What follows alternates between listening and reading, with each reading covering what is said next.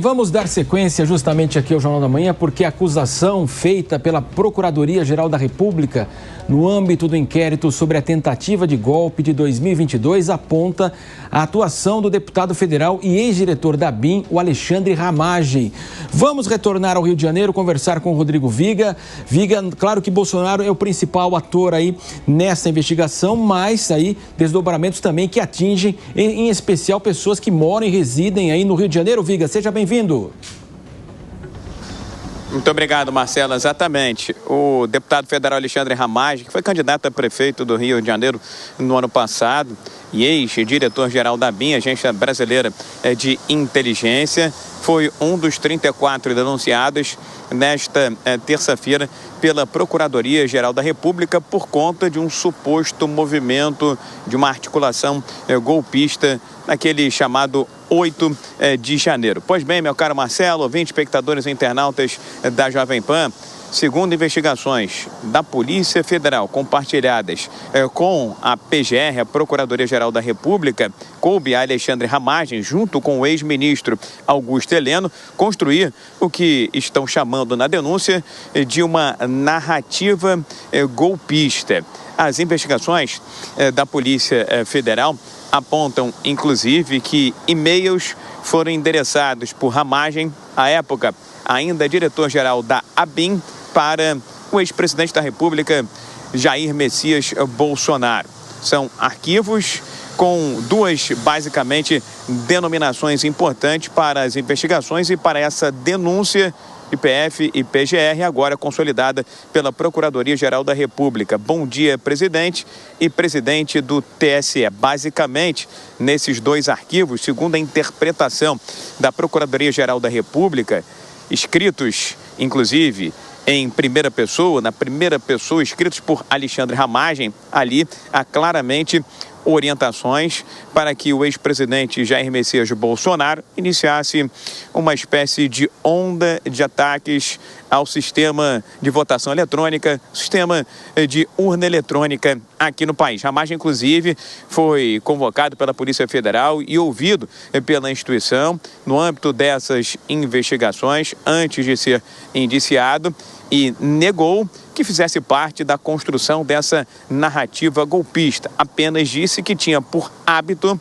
enviar ao ex-presidente Jair Messias Bolsonaro comunicações de fatos que vinham acontecendo, porém, não eram fatos que integralmente estavam relatados e ali não havia qualquer tipo de sinalização e indicação para que se fosse construída uma narrativa golpista que pudesse sustentar e fomentar atos golpistas, segundo a Procuradoria-Geral da República, como aquele fato que aconteceu em 8 de janeiro na capital federal, meu caro Marcelo. Rodrigo. Pois não? Disse que não faz parte da sua orientação sinalizar qualquer tipo de discurso golpista para o ex-presidente da República, Jair Messias Bolsonaro. E a própria defesa do ex-presidente Jair Bolsonaro diz que essa denúncia da PGR não tem base, não tem fundamento e é uma peça fantasiosa. Marcelo. Rodrigo Viga, daqui a pouco ele retorna conosco lá diretamente do Rio de Janeiro. É hora de ouvir o Beraldo e a Deise. Começo com você, Beraldo.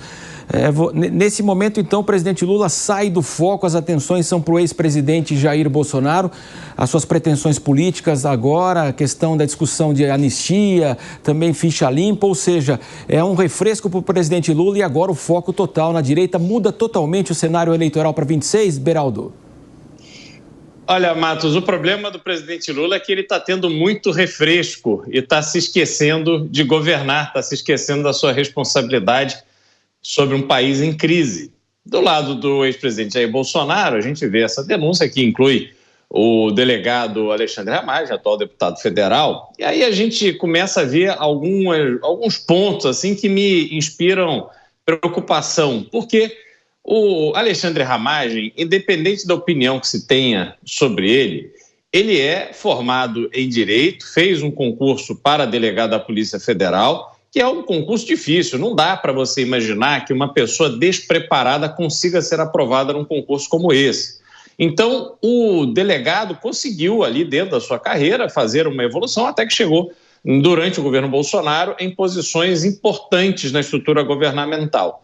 E imaginar que ele vai mandar e-mails dizendo: olha, presidente, vamos dar um golpe, olha, presidente, e se a gente fizesse isso, toma aqui a minuta, e mandar tudo por e-mail, me parece assim extremamente fantasioso, porque no mínimo essas pessoas sabem o que deveriam, se estivessem de fato com o propósito de promover a interrupção do processo democrático no Brasil, eles saberiam como conduzir. E aí tem um outro ponto, essas minutas, essas discussões de golpe com minuta, chamando leis e tal, não é assim que os golpes acontecem. Então, por mais que existam elementos na delação de Mauro Cid que possam vir acompanhados de algum tipo de prova, me parece que estão tentando pintar um cenário bastante mais grave e profundo do que efetivamente foi. Agora, os crimes precisam ser provados, apurados, provados, e os autores dos crimes cometidos precisam ser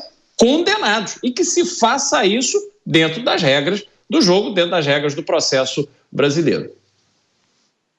Beraldo, eu vou para uma outra linha aqui, né? O papel das instituições no meio disso tudo, né? Essa menção direta ao Ramagem, aí reitero aqui, ex-diretor da Agência Brasileira de Inteligência, e ao Heleno, que é ex-ministro do Gabinete de Segurança Institucional, ela levanta algumas questões delicadas sobre o papel das instituições de Estado na estabilidade democrática, né? Então, se confirmada a instrumentalização da ABIN e do GSI para fins políticos, a questão não se limita somente ao governo Bolsonaro, né? Mas é uma questão de como que atores políticos utilizam estruturas do Estado para fins particulares, subvertendo a função republicana, né? Então, a grande interrogação também, ela passa a ser, e aí não se fala só de um governo, mas de todos os governos, e isso é recorrente, como garantir que futuros governos não utilizem essas estruturas para consolidar narrativas favoráveis aos seus projetos políticos.